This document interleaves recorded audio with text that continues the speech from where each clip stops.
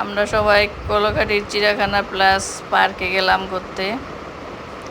এখানে বিভিন্ন ধরনের রাইড আছে এবং পশু পাখি, এই যে কবুতর, এদিকে আছে বানর, এদিকে আছে অ্যাকুয়ারিয়ামের বিভিন্ন মাছ, দেখতে অনেক সুন্দর মাছগুলা। এখানে আছে একটা কুমির, শুয়ে আছে কুমিরটা। এদিকে আছে খরগোশ, এদিকে আছে বিভিন্ন প্রজাতির মুরগি, এদিকে আছে পাখি বিভিন্ন ধরনের, এদিকে আছে ময়ূর, ওদিকে আছে পেঙ্গুইন পাখি, উট পাখি,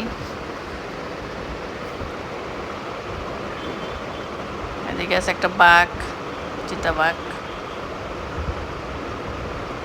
এটার ভিতরে শুয়ে আছে।